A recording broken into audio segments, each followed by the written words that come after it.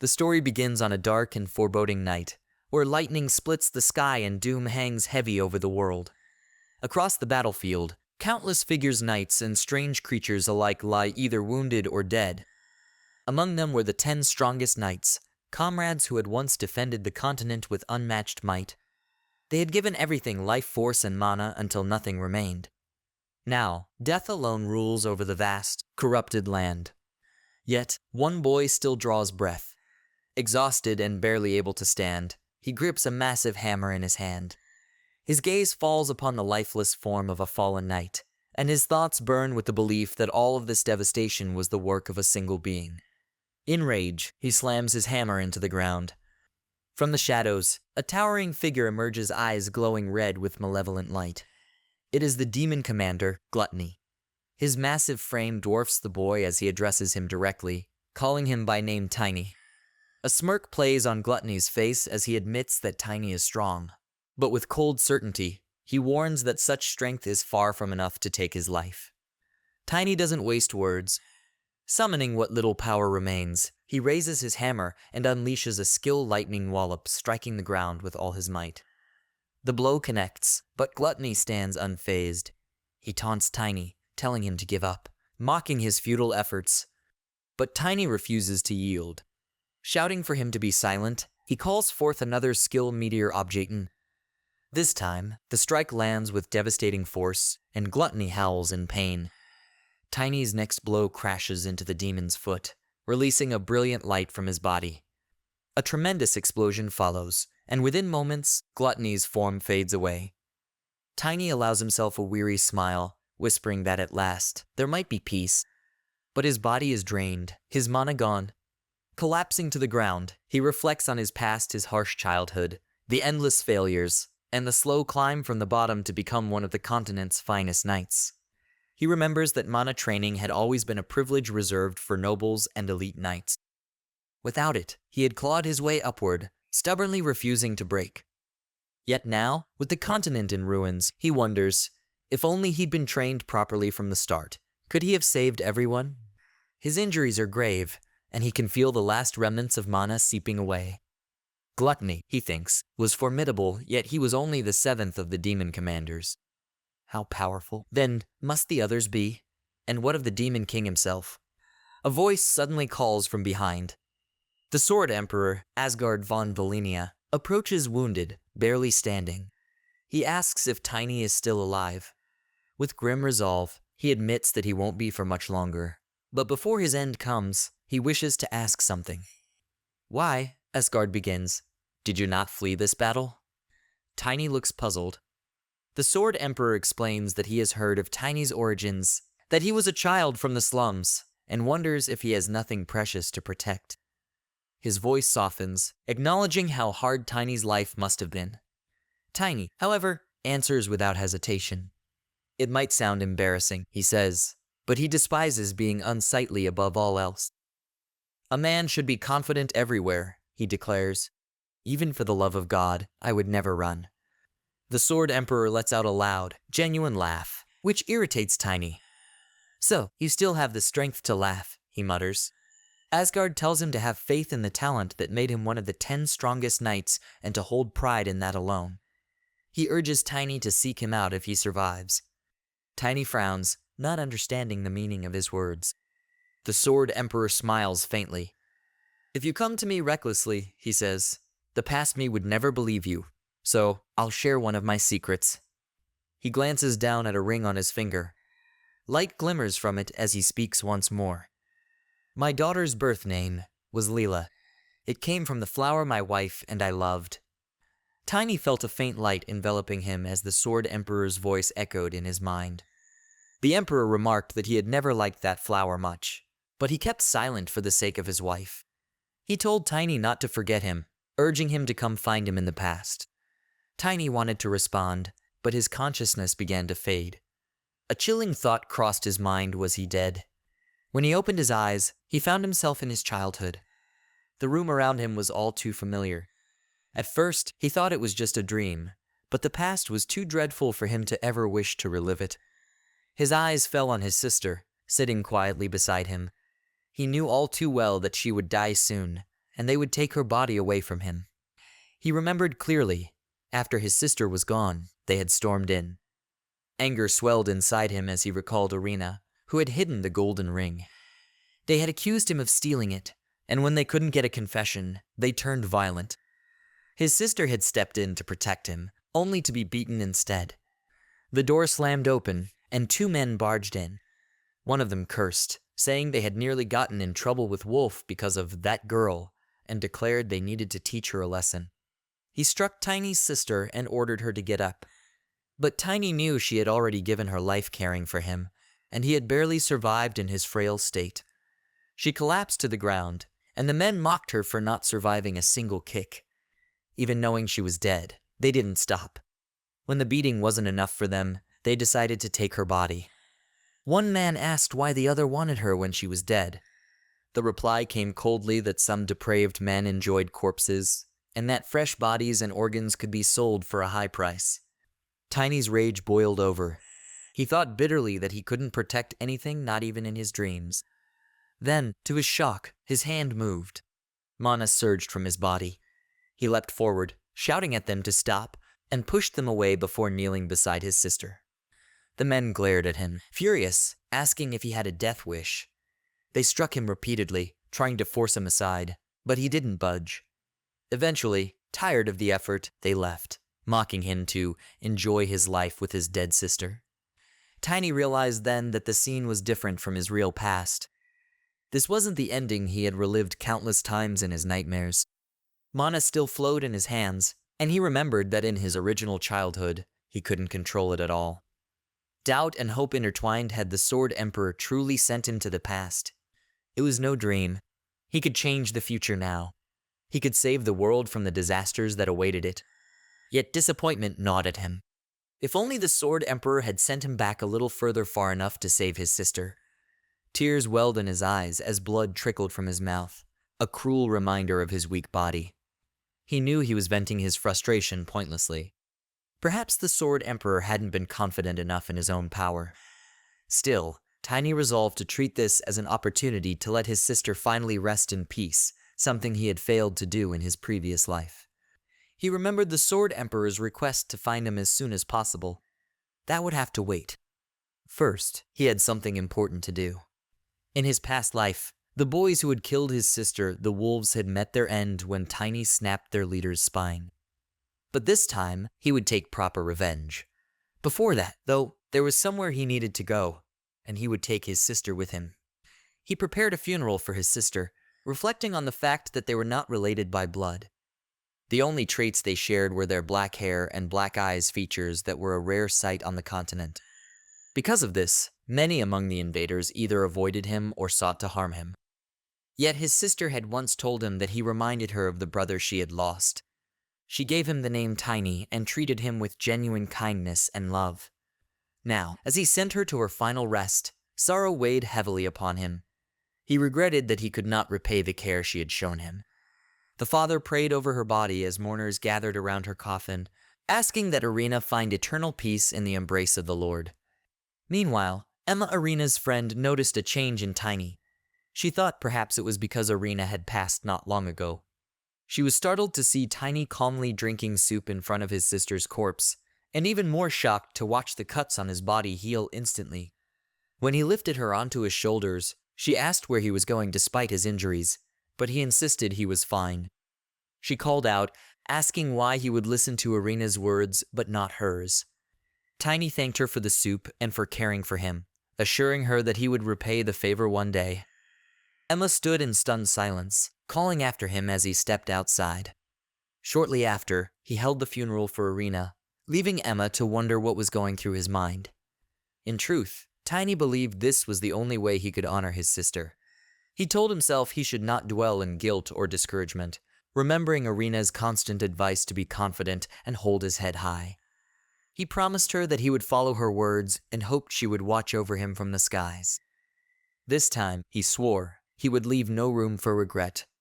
A month later, Tiny reached the wolf's territory, determined to take revenge for his sister. As he walked through the streets, some men recognized him as the beggar boy from the slums. Tiny asked them about Wolf and where he could find him. One man approached aggressively, demanding to know how he dared speak Wolf's name, calling him insane for doing so. He raised his hand to strike, but Tiny caught it and, channeling his mana, twisted it sharply. The man cried out in agony, collapsing to the ground, clutching his injured arm. Tiny turned to the other man, who stared at him in shock, wondering if the boy had found some sort of potion. Deciding that Tiny was still just a child, the man lunged forward and grabbed him by the shirt, attempting to throw him to the ground. But no matter how hard he tried, he could not lift him.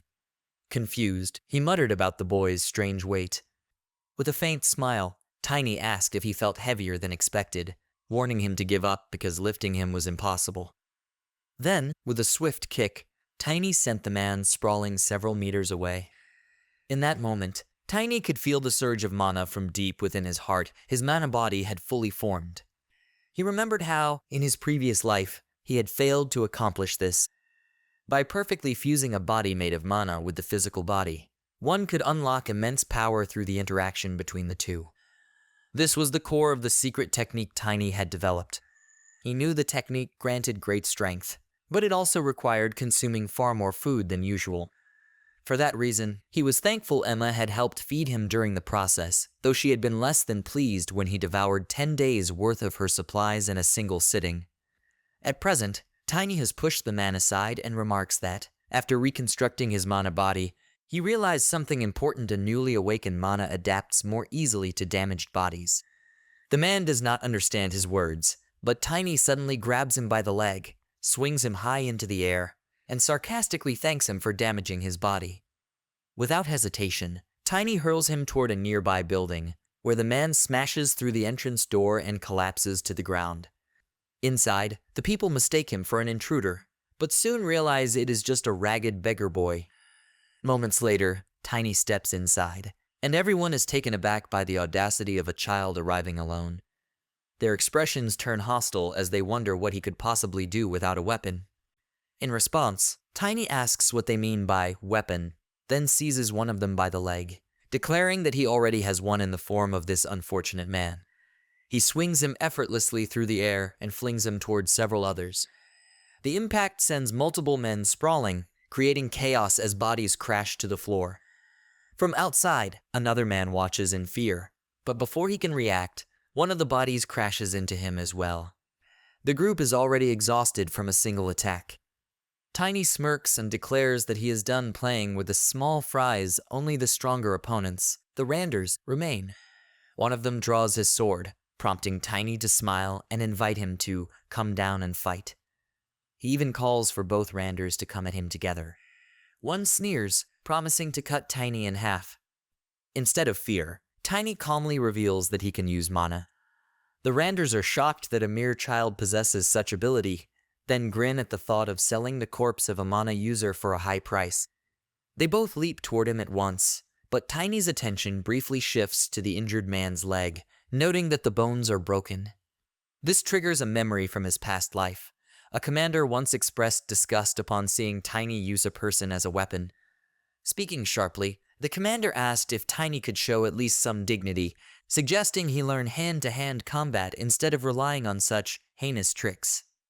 At the time, Tiny countered by asking exactly how he was supposed to do that. But now, in the present, he decides it is time to master that skill to fight with both dignity and precision. The Randers' swords slice through the air, but they are stunned when Tiny reads their movements with ease and dodges effortlessly. In one swift motion, he punches one of them hard enough to send him stumbling, while the other watches in disbelief. Tiny then delivers a brutal kick that launches the second opponent upward toward the ceiling. Without hesitation, he leaps after him, grabs him by the collar midair, and hurls him back toward the ground only to intercept him with another crushing kick before he can land, knocking him out completely. At that moment, the leader of the invaders, Wolf, arrives. He glares at Tiny and demands to know who he is. In his past life, Tiny had been astonished to discover that Wolf, who had once been nothing more than a pimp in a remote area, was actually a member of the Beastmen tribe, a race considered the most elite among all semi-humans. Even more surprising, Wolf was a pure silver werewolf, a rare trait typically found only in the direct royal lineage of the werebeast family. It had been a grueling challenge to kill him in that lifetime, and Tiny never understood why such a creature had appeared in this place. But now, in his second life, he is determined to find out. Wolf looks at the devastation around him and asks if Tiny is the one responsible. Tiny smiles and asks mockingly if he really can't see for himself, declaring that this is the end of his will. Enraged by the boy's arrogance, Wolf snarls that he will rip his mouth off. Tiny appeared nonchalant, prompting Wolf to tell him to take the situation seriously. Transforming into his wolf form, Tiny was surprised to see that Wolf's fur wasn't silver. With a mocking tone, he asked what kind of puppy Wolf had become. Enraged at being called a puppy, Wolf lunged toward him in an attempt to attack.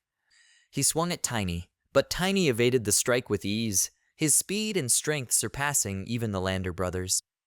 Wolf attacked again, but Tiny dodged once more, remarking that Wolf was nothing compared to the werebeast he had fought in the past. Grabbing Wolf's muzzle with his bare hand, Tiny channeled his mana and told him he hadn't returned just to witness him in such a pitiful state. Crying out in pain, Wolf jumped back to avoid further injury. Tiny smiled, recalling how his werebeast companion once taught him the method to deal with their kind when they lost control. Now completely overcome by rage, Wolf charged at Tiny again. But Tiny moved faster, reading every movement with precision.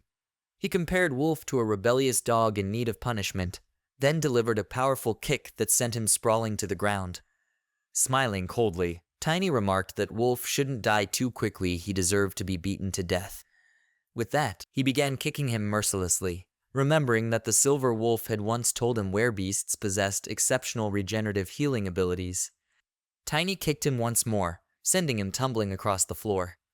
Suddenly, the building began to crumble, and Wolf's form shifted back into that of a human.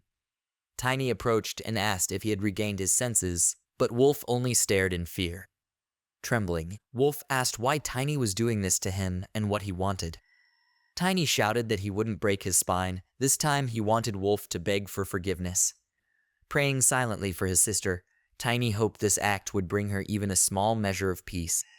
Exhausted, Wolf lay before him, and Tiny was ready to snap his neck. But before he could strike again, Wolf pleaded for forgiveness, also apologizing to Arena. With hands clasped together, he begged again and again. Tiny said he would love to cut him to pieces and lay them at his sister's grave, but instead called Arena's name, asking her for forgiveness. He added that he doubted his sister would ever want to see Wolf's face again. Turning back to Wolf, Tiny said he would ask questions, and for each unanswered one, Wolf would be struck. His first question: what was a werebeast like him doing here? Suddenly, Tiny noticed a red rock nearby and picked it up, puzzled that he hadn't seen it in his previous life. The moment he touched it, a red light radiated from within. Tiny wondered if it was dark energy, but then saw a silver wolf trapped inside the stone, bound in chains and crying for help. The wolf's eyes burned with aggression, and Tiny could only stare in shock. His mind flashed back to his previous life, when a girl named Estina had taken him to the mountains to show him the spirit beasts that lived there. She explained that these were creatures who had gathered mana for hundreds of years and been reborn through the process. Tiny was astonished to learn that spirit beasts could exist outside of Elianum. While animal spirits were rare, he acknowledged that even without being a spirit mage, he understood their nature. Estina asked if he knew who possessed all that spirit essence, then revealed a glowing spirit stone. In the present, Tiny recognized the rock in his hand as a spirit stone. He wondered how Wolf could have obtained something so valuable. But the stone's condition was strange. It radiated the dark energy of a demon beast. Though he didn't fully understand what was happening, Tiny decided to first break the ominous chains. With a forceful punch, he shattered them, freeing the silver wolf. In that instant, Wolf's memories flooded into Tiny's mind, images of strange figures surrounding him, all brandishing knives. Tiny wondered why they had cornered him, but quickly noticed that every one of them emitted dark energy. He watched as they relentlessly attacked, stabbing from all directions, the aggression never ceasing. The wolf screamed in agony, but they did not relent, leaving him gravely wounded. One of them then drove a knife infused with demonic energy into him, rendering him unconscious. Afterward, they obtained the Spirit Stone. Tiny soon discovered that the Spirit Stone had been their true objective all along. He handed the stone to a child, and it became clear that these people were forcing others to absorb spirit stones in order to create war beasts. Tiny asked the wolf if he had already transformed into one, but it seemed he had confronted him before the process was complete. The silver wolf glared at him with hostility and moved to attack, but Tiny stopped him, telling him that he wished to make the man suffer more before killing him. What surprised him was that the wolf could understand his words, even though Tiny possessed no spirit mage abilities. He recalled once asking Estina in his past life whether humans could become spirit mages. She had answered that it was possible, but only if one had a pure soul and enough mana, something only a child was likely to possess. Remembering Estina's words, Tiny considered that he was still quite young now, though unsure if his soul was truly pure. He looked at the frightened wolf, then turned to the silver one, shaking his head before leaning close to whisper. He explained that when he broke the chains, his mana had seeped into the spirit stone, filling its cracks and enabling them to communicate. The wolf nodded, and Tiny realized he could form a contract with him. He extended his hand, urging the wolf to do it immediately. It was then revealed that spirits function differently from magic must be constantly monitored by the caster, whereas spirits require only a steady supply of mana to sustain their form, making them akin to physical companions. Most spirits also grow stronger alongside their mages, which was why Athena was considered the most powerful among the 10 knights. The silver wolf made a request. He wanted revenge for what had been done to him. Tiny smiled, assuring him that he intended to kill anyone tied to the forces of darkness anyway. They agreed to form a contract. As Tiny touched him, mana surrounded them, marking the final stage of the bonding process, establishing the contract's terms. Afterward, Tiny asked the wolf what he wished to be called, saying he preferred an eastern variation of the name Moonwolf. They shook hands, and Tiny decided to name him Wooling. He then asked if Wooling knew who supported the boy lurking in the shadows, since no one was aware these people were creating war beasts with spirit stones. Tiny suspected they might be the same individuals who had confronted the silver wolf and radiated dark energy. They were known as demon followers, religious fanatics who rejected the goddess and worshipped demons. Tiny remembered they had sown chaos long before the demon beast lord's army had appeared. At that time, he had been inside a labyrinth and did not know the exact details. Meanwhile, the wolf kept repeating Irina's name and apologizing to her. Tiny kicked him, causing him to collapse. He asked if the ones who gave him the spirit stone were demon followers, but the wolf ignored him, still murmuring Irina's name. Calling him Wang, Tiny demanded that he snap out of it, but Wang suddenly lunged at him, startling him. Regaining his senses, Wang finally answered. The people who gave him the spirit stone were part of a group. Tiny pressed for details where they were and what they were doing. The wolf slammed his hands onto the floor, declaring that the group would never let Tiny escape. To them, he was nothing more than an experiment, and every one of them possessed tremendous power. Suddenly, the wolf's head smashed violently. Tiny realized they had placed a spell on him to ensure his silence. He also remembered hearing something similar in his previous life. A man once said they would hunt him down. Now, Tiny believed that man had been speaking of his minions back then. In his previous life, he had tortured men without them ever realizing he was a war beast. Speaking casually, he remarked that it wasn't his style to overthink such matters. Turning his gaze to the side, he stated that his main priority was what lay over there. He seized Wolf's body and slammed him against the wall, declaring that it was time to reclaim everything that had been taken from him. The impact caused the wall to crack. Tiny then grasped Wolf's hand once more, thinking this information might be of value to the swordmaster and that he should relay it when the opportunity arose. Running his hand along the wall, a hidden mechanism triggered, and a door opened to reveal a chamber overflowing with jewels. He picked up a ring, deciding to keep it for a particular purpose. The ring bore the Velshus seal, a mark he knew could be useful to him in the future. His mind drifted to his past life, to when he was a child and a woman had approached him, asking his name. Tiny told her, and she smiled, calling it cute. She then gifted him her ring, telling him to seek her out one day, bringing the ring with him, and promising her help when that time came. In the present, Tiny knew that everyone in the Isran Empire would recognize her. Her name was Yahello von Valentia, the youngest daughter of the swordmaster Esgard von Valentia. From a young age, she had earned renown for her kindness, earning the title the Angel of Valentia. By now, she would have just turned 16. The Valentia family followed a tradition once their children reached adulthood. They traveled across their territory, presenting floral tributes at temples and making themselves known to the people. It was during one of these journeys that Tiny had encountered her in the Invader District, near the border of the Duke's lands, within the File Estate. In his previous life, he had been unable to take his revenge until much later, and therefore never reclaimed the ring. But now, he slipped it into his pocket, certain it would prove useful especially in securing a meeting with the Swordmaster. Just then, he heard voices and thought the person he was waiting for must have arrived. A man in armor appeared, quickly assessing the situation.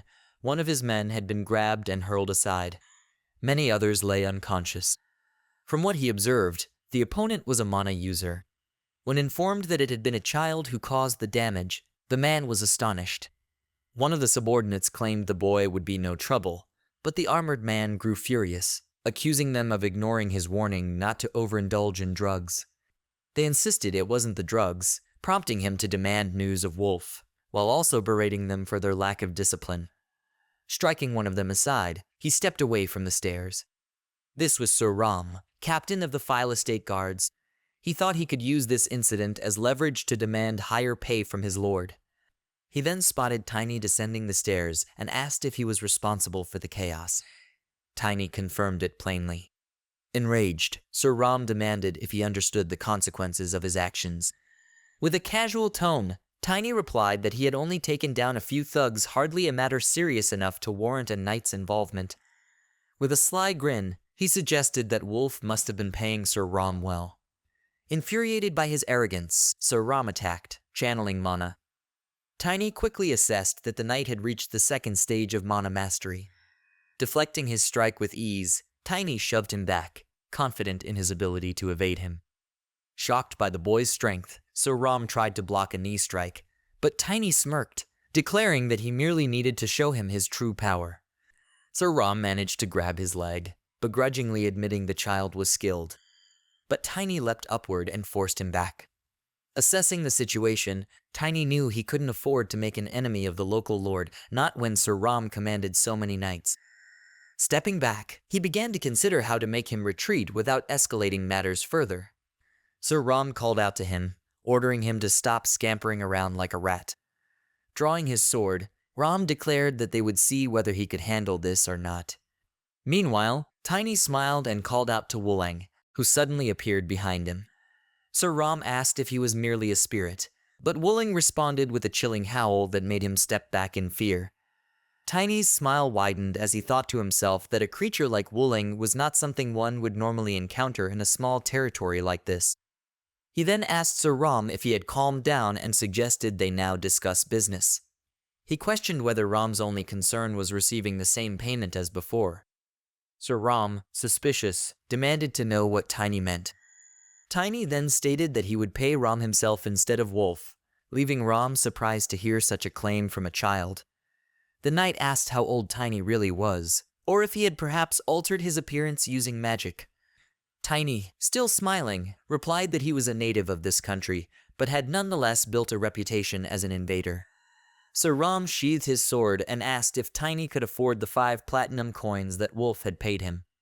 Tiny laughed at the idea, saying Wolf had only given him 1 platinum coin, and that he would offer 1.5. This angered Ram, but Tiny warned that if he didn't like the offer, he could die right there killed by Tiny's wolf. Sir Ram, visibly shaken, stepped back and admitted he never thought he would hear such words from a child. Tiny then asked him what he thought now. Ram replied that the payment was due on the last day of the month and must be made by then. Wolf's men called out to Ram, asking if he was simply going to leave, but he struck one of them and ordered them to be silent. As he turned to go, Tiny called after him, tossing him a coin and telling him to speak to the Lord about the change in ownership. He instructed Ram to arrange a meeting with the Lord. Ram said he would inform him of what had happened, but warned that if Tiny failed to pay, he would face the Lord's wrath. With that, he left. Tiny smirked to himself, remarking that he expected nothing less from the Lord. Then, calling out to others nearby, he asked where they were going. He gave them 1 hour to gather every member of their gang, all the women working for Invader, and every child they had begging on the streets. He threatened that for every minute they were late, one person would die. He further warned that if they tried to flee, Wuling's spirit would hunt them down and kill them. Staring at them coldly, he reminded them they had exactly 1 hour. Terrified, they ran off to obey their new master. Tiny then smiled, thinking that if everything went according to plan, it wouldn't even take a week to take control of the area. Looking at his ring, he whispered that he couldn't wait to meet Duke Valenta.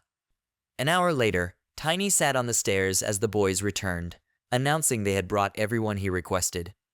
Among them was Emma, who ran to him in worry.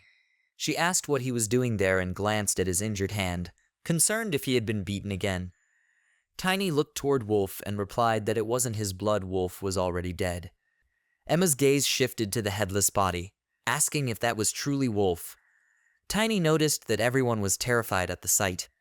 Everyone in Invader knew the Lord had supported Wolf, and some now asked what would happen if the Lord took out his anger on them for deceiving a noble.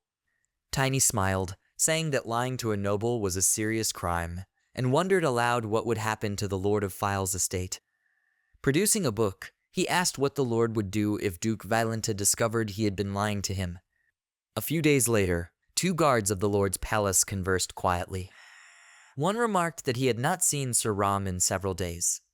One guard asks the other if he hasn't heard about Sir Ram being placed on probation for the incident in Invader. The other explains that a few days ago, there was a power struggle among the local thugs, which erupted into a fight.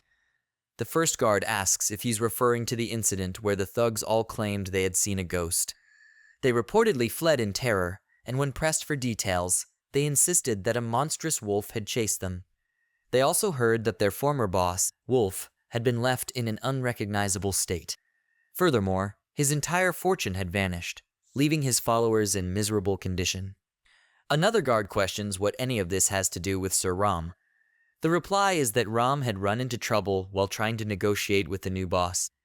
In addition, all the shops in Invader had shut down, resulting in multiple complaints from merchants. This loss of revenue deeply frustrated them, and the Lord was furious over the situation. The Lord summoned the new boss, unaware that Tiny was on the other side of the wall, listening in on their conversation. Tiny recalls that a week ago, he had asked the others what would happen if Duke Valentia discovered that the Lord had lied to him. Emma had asked what he meant by that. At the time, Tiny had reflected on his past life. He had always believed nobles were all the same and had thought little of the matter. He had turned over half of Wolf's fortune and the ledgers at the Lord's request, in exchange for smuggling a few acquaintances out of Invader. But this time was different. He knew he had not been the brightest man in his previous life. Yet his time as a knight had taught him one important lesson. There are always nobles who outrank others. Looking down at the book in his hand, he concluded that this was the end for the Lord. He told Emma that understanding wasn't important right now. What mattered most, he declared, was that everyone in Invader was now free from Wolf's rule. Surprised, Emma asked what he meant by free.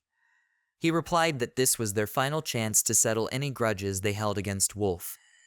Emma rushed at him, striking him as she revealed that she had once been part of a prosperous merchant family until Wolf destroyed it, leaving her to suffer greatly. Others soon joined her, attacking him in anger. The women were especially fierce, while Tiny quietly observed, letting them release their pent-up rage. He thought to himself that it was hard to offer them any words of comfort, and that this was not the way he preferred to repay a debt. Meanwhile, Wolf's men, following Tiny's orders, brought in a safe filled with treasure and placed it on the floor. Everyone gasped in astonishment at the sight. Tiny told them to take as much as they wanted. This, he explained, was Wolf's fortune, and any women and children who no longer wished to remain in Invader should take the money and leave. One girl asked if he was truly giving them all of it, while others seemed confused. Emma called out to him, asking what he would do. Tiny replied that he didn't need it, he had already taken what he required. Still concerned, Emma told him that perhaps he didn't yet understand because of his youth. But in this world, everyone needs money. Tiny countered by asking what she thought Wolf had gathered all this wealth for in the first place, and reminded her that even if they sent him to hell, the money would still remain here. For many, It was the first time they had ever seen such a fortune, and smiles began to spread across their faces. However, Tiny calls them and warns that if they commit crimes to earn this money or speak a word of it to the Lord, his spirit will pursue their souls to the ends of the world and tear them apart. To prove his words, he reveals the Wulang spirit, frightening everyone present. He then contacts Emma, telling her that if she wishes to leave File's estate, he recommends she go to Diane. He advises her to stay with others and hire escorts from the mercenary guild. Emma is taken aback and asks if he is telling them to leave without him. Tiny refuses to accompany them, explaining that he has another destination. She glances at him and the Wulang spirit, remarking that she will be able to survive if he is this strong. She agrees to his plan and confirms she will head to Diane, but urges him to seek her out if he finds himself in trouble. Tiny smiles and thanks her for her concern. From that day onward, Invader File's entertainment district ceases all operations. Meanwhile, the guards discuss the new boss, Tiny. When Tiny arrives, they block his path, questioning his presence. One guard reminds him that this is the residence of the Lord and his retainers, a place where commoners cannot simply come and go. In response, Tiny shows them the Wulang spirit and declares himself the new boss. Terrified, the guards slam the door in his face. Later, he finds himself before Commander Cran of the Knights of Files and reflects that his smaller stature often leads to these confrontations. Cran remarks that he has heard of Tiny from Sir Ram, but is surprised at how young he is. Tiny pointedly asks whether it is polite to keep a guest waiting while making personal observations. Cran bristles at the remark, reaching for his sword as he warns Tiny to know his place. Tiny retorts sharply, telling Cran to stop acting as if he outranks the Lord, and demands to know how a mere knight dares to raise a hand against the Lord's guest. Cran glares back, calling Tiny a gutter-raised child who now reeks of arrogance. Unfazed, Tiny counters that Cran is the one who reeks, possessing the foulest mouth of any knight. Enraged, Cran draws his sword and prepares to strike, but another man interrupts, announcing that the Lord is waiting. Cran reluctantly sheathes his weapon, warning Tiny to watch his mouth in the Lord's presence. Grinding his teeth in fury, Cran silently vows to kill Tiny once he has the Lord's permission. Before long, they stand outside the Lord's chambers. Cran announces the arrival of Tiny, the Black Alley boss. The Lord grants them entry, and Tiny steps inside, only to be stunned at the sight of a man in the Lord's form. Composing himself, he bows deeply and offers his respectful greetings to the ruler of Files. The Lord asks where he learned such refined manners, to which Tiny replies that he practiced in preparation for this meeting. The Lord comments that he is behaving like a knight and introduces himself as Baron Timand von Files. Shocked, Tiny wonders if this is the same Lord he knew in his previous life, a man who had once been addicted to drugs. Perhaps this was before that downfall. Still, he thinks to himself that the illegal ledgers he sent to Duke Valentia will ultimately bring the Lord's ruin. He only needs to keep him there. The Lord remarks that he seems to be treating him far better than Sir Cran. Tiny responds that one cannot treat a blade the same way they treat its master, adding that he aspires to become the blade himself. Sir Cran is taken aback by this statement, and the Lord asks if he truly believes Commander Cran is his rival. With a suspicious gaze, the Lord questions whether Tiny is really a child, asking if he is certain he has no dwarf or elf blood in his veins.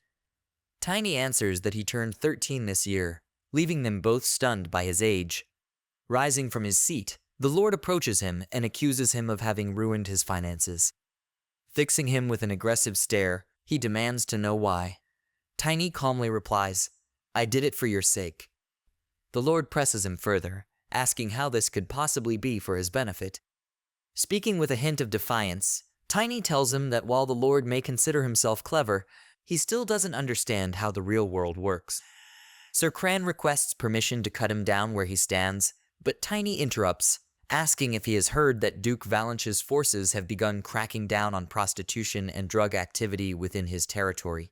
Sir Cran is startled by this revelation, and Tiny follows up by asking if they are aware that Lady Valentia has previously visited this estate. He explains this is what he heard from those accompanying her, and he urges the Lord to view his actions as an attempt to resolve the matter before it escalates. Believing that his own statements are accurate, Tiny sees no harm in having them verified.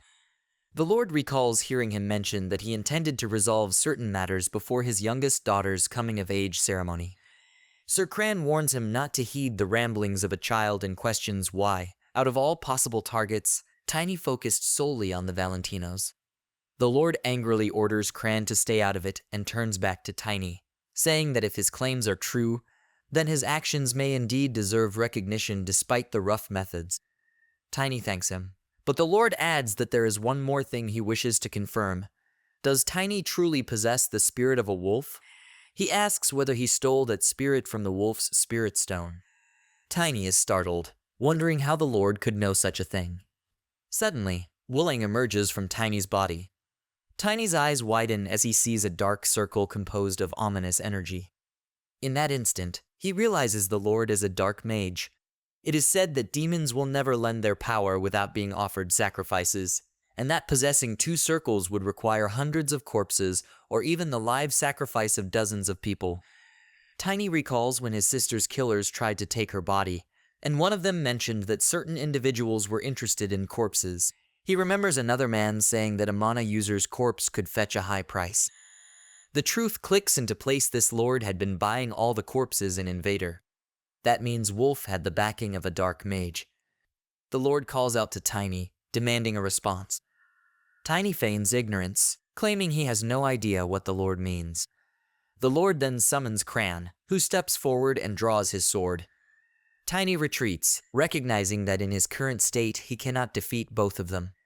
He summons Wooling fully, and the wolf spirit emerges with a deafening roar. The Lord examines Wooling and acknowledges that he truly is the forest's guardian. Turning to Cran, he mocks him for his incompetence, saying there's nothing to be done now but to change the test subject. Tiny wonders what he means, whether he intends to use him in place of Wolf. The Lord asks Cran how strong Tiny is. Cran replies that he is close to reaching the second stage, surprising the Lord with the revelation that Tiny has already achieved the level of a knight. They discuss how extraordinary this is, considering he is not from a prestigious lineage and did not refine his mana from birth. The likelihood of someone awakening naturally is extremely small, yet Tiny shows no mana leakage, and his mana cycles remain perfectly stable. Cran concludes that someone must have taught him using a secret growth technique. The Lord demands that Tiny answer his question, while Tiny wonders if the man is implying that he should reveal his allegiance. He is certain they would never believe him if he claimed to have developed his own secret growth technique. Instead, he explains that his parents had taught him the method long before he arrived at File's estate, and that he had been practicing the breathing technique since infancy. He recalls realizing only later in life that these techniques were unique. The Lord turns his gaze toward him, and Tiny wonders if he is attempting to judge whether he speaks the truth. He smirks inwardly, thinking that the Lord has been allowing all manner of people to enter, likely to increase his income. Therefore, there should be no information available that could be used to verify his identity. With a confident smile, he declares that the fact he is standing before the Lord at this moment should be proof enough. The Lord considers his words for a moment before responding that he will trust him for now, and that he will leave the final decision to a certain individual. Tiny wonders who this person might be. The Lord instructs him to remain where he is, and when Tiny asks if he is referring to him, the Lord explains that killing Wolf has complicated matters, and that he also needs a plausible excuse. Concerned, Tiny wonders again about the identity of this mysterious person.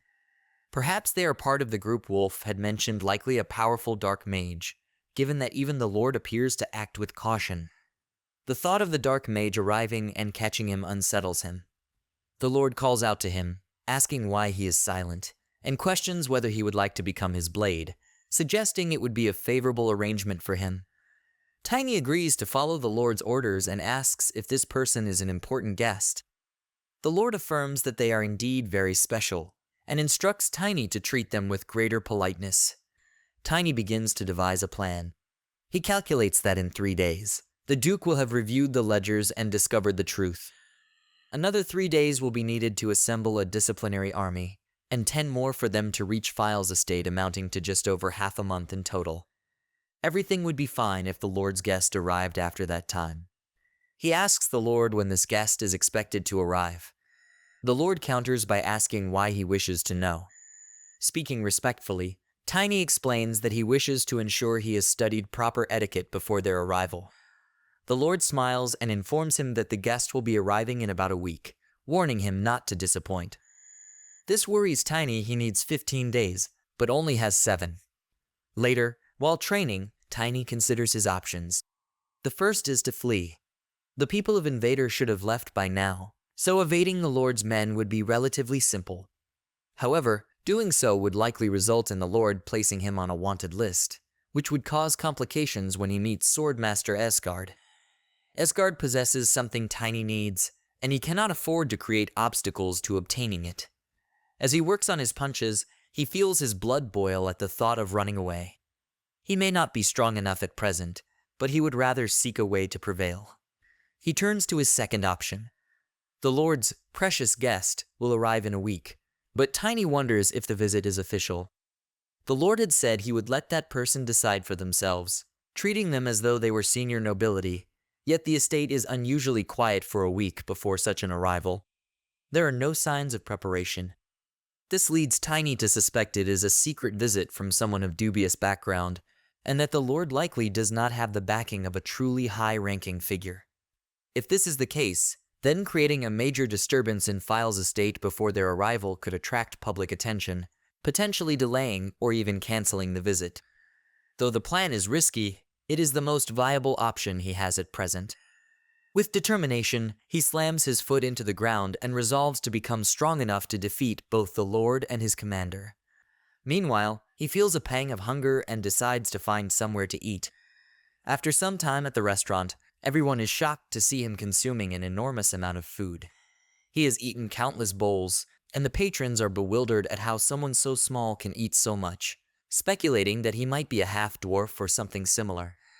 Tiny continues eating without pause, explaining that his mana body has now completely synchronized with his physical body, allowing him to grow stronger with every bite. In other words, the more he eats, the more mana he gains. At this rate, he won't even need spirit medicine or secret medicine. A man suddenly appears from behind and asks if he is the one. Tiny turns toward him, and the man demands to know if he is the dirty little beggar boy who has been eating so noisily. Tiny responds rudely, asking if the man has a problem with that. The man snaps, saying he should show some respect for his elders. Tiny retorts, questioning why he should respect someone who picks fights with children. He then smacks the man with a bone, wondering aloud if he's trying to be funny or just looking for a fight. He teases the man further, mocking him by calling him a big fool. The man's temper boils over, and he moves to strike Tiny, declaring that he will beat some sense into him. Another man calls out from behind, urging him to calm down, reminding him that Tiny is just a child. At that moment, Sir Cran arrives, places a hand on the man's shoulder, and tells him to be quiet. Tiny glances at them and requests that they lead him the way, which leaves them stunned. Pointing to himself, he asks if they want to see his skills. The man responds angrily, warning him not to be all talk. Tiny walks outside, thinking to himself that the Lord must be the one pulling the strings here. Outside, Tiny and Sir Grant face each other. Sir Grant challenges him, saying he will teach him a proper lesson. Tiny asks if he is sure, warning that he will regret it. Sir Grant laughs, telling him to pick up a sword so he can finish him off instantly. When Tiny doesn't respond, Sir Grant taunts him, suggesting he's backing down out of fear. Suddenly, Tiny moves swiftly and strikes his leg. Sir Grant cries out in pain and retaliates, channeling mana into his hand, but Tiny evades the attack. Tiny lands another blow to his other leg, leaving Sir Grant shocked that such strength could belong to someone in their first stage. Sir Grant is in so much pain he can barely move, yet he's humiliated at the thought of losing to someone like Tiny. Tiny remarks on his strong will, watching as Sir Grant gathers all his power for a single, desperate strike. Tiny slips out of range, holding his position. Sir Grant glares at him, then leaps from the ground in an attempt to attack from behind. Tiny jumps onto his shoulders and grips his neck, smiling as he assures him he won't kill him. In moments, Tiny knocks him down and remarks that the knights aren't anything special. The crowd gasps in disbelief that the legendary Sir Grant was defeated by a child. Sir Kran and Tiny exchange a look before Sir Kran turns away. Tiny thinks to himself that he deliberately defeated the knight without Wulang's help, and in front of a large audience no less. He muses that people with such talent are rare, and now the Lord won't be so eager to kill him. Smiling, he feels his chances of success have increased. Suddenly, his vision blurs and he collapses, unsure of what just happened. He wonders if he overexerted himself, realizing it was the only way to compensate for the difference in their levels. At the moment he let his guard down, he was forced to use all his mana. Reflecting on his past life, he remembers that his mana body then allowed his physical body to regenerate quickly, but at the cost of slow mana recovery. In this life, however, his mana recovery has fully synchronized with his physical body, eliminating that weakness. He smiles, noting that even the training he once found grueling has become manageable, and resolves to become far stronger than he ever was before. Afterward, the Lord summons him to a feast and remarks that he has received news of the Duke beginning to take action. It seems the Lord admits that he may have judged him too hastily.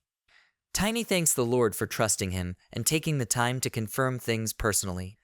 A servant presents him with a steak, and the Lord explains that it came from a young calf. He encourages Tiny to enjoy the meal, assuring him that many other dishes have also been prepared. Tiny smiles and remarks that such food feels a bit heavy for the morning, surprising the Lord. The Lord comments that the strength Tiny displayed when knocking someone out that night must have come from all the food he's been eating. Tiny responds with a smile, explaining that the knight he fought yesterday had simply let his guard down, allowing him to win. The Lord calls him a humble young man and says he's eager to see what the future holds for him. However, he laments that there is no teacher to guide a genius like Tiny. Tiny replies that most knights in history trained alone without the aid of a teacher. The Lord, surprised by this answer, listens as Tiny adds that those knights grew stronger thanks to their excellent lords. The Lord smiles and asks if Tiny has also studied history, noting that he clearly knows dining etiquette as well. While eating, Tiny thinks to himself that he only picked up such skills after becoming an adult in his previous life. The Lord then comments that nobles with black hair and eyes are rare in both the Empire and neighboring kingdoms. He mentions a certain place and says that if Tiny comes from there, it would make sense for him to be a noble. Tiny doesn't know which place he means, but he can tell what the Lord is thinking. The Lord admits he didn't expect Tiny to be such a valuable asset. Tiny simply stares, wondering what the man is talking about. The Lord then mentions the noble he referred to earlier and says they will explain everything to Tiny in detail. He also adds that they were pleased to hear about Tiny when he spoke of him yesterday. Tiny thinks to himself that he isn't sure about much, except that the Lord will one day become addicted to drugs. Though the man might currently possess the circle's power, no one knows when the demons will reclaim it. Tiny suspects the Lord had been abandoned by that person and lost his power in the past. Still smiling, the Lord says Tiny should look forward to meeting them, assuring him that he will soon become important to someone incredibly powerful. Tiny smiles and says he is honored to be given such a great opportunity. Later, while training in the yard, Tiny reflects that the person and their group are somewhat concerning, but now isn't the time to dwell on it. He still has much to accomplish. He notes that the Lord has 2 circles, while the commander is a skilled stage 2 fighter. The commander is slightly stronger, but they are otherwise on equal footing, as mages and mana users advance through similar stages of growth. Tiny had already surpassed stage 2 long ago in his previous life, and now he must reach it again, this time through hard work. While doing push-ups, he wonders if he can achieve this within 6 days. He trains for 3 days without pause, feeling much tougher than before. His flexibility has improved by compressing his weight and power, making him far more agile. Revisiting the basics has also taught him something new. In his past life, his overly massive physique had been a problem. He had focused only on size and strength, which caused his mana body and physical body to fall out of balance. This time, he understands that becoming bigger does not necessarily mean becoming stronger. As he trains, 2 men appear and call him a monstrous child who broke Grant's ankle. Clearly frightened, they turn away, saying they'll return later. Tiny smiles, thinking it's easier if everyone avoids him. After 3 days of doing nothing but eating and training, interest in him fades, and he decides it's time for action. Just then, the commander approaches and says he knew he would find Tiny there. Tiny asks if something is wrong. The commander tells him to follow, explaining that the Lord has ordered weapons and armor to be provided for him. Tiny glances at his sword, thinking the timing is perfect. As they head toward the castle, the commander remarks that the Lord holds him in high regard and that he should be grateful. He then leads Tiny to the armory, where an impressive collection of weapons and armor awaits. Tiny examines the suits on display, noting their high quality, but none of them fit him. As for the weapons, there are no warhammers or maces, so he finds nothing of interest. He calls the commander over, asking if he can get something similar to his sword. The commander smirks and asks if Tiny really thinks it looks like an ordinary sword. He reveals it was crafted by the renowned weaponsmith Rogers and is known as Grius, an artifact-level weapon. The commander remarks that Tiny is nowhere near skilled enough to wield such a blade. Tiny reflects on how many people's blood, sweat, and tears must have gone into forging it. He then declares that if the discussion is about skill, he is more than qualified to use that sword. The commander is visibly shocked, while Tiny smiles and remarks that a high-quality weapon should be in the hands of someone with true ability. Enraged, the commander demands to know how Tiny dares to insult him, shouting whether he has lost his mind or has a death wish. Tiny challenges him directly, suggesting a competition. He lifts the sword onto his shoulder and proposes that if he loses, the commander can kill him on the spot. The commander, furious, prepares to attack.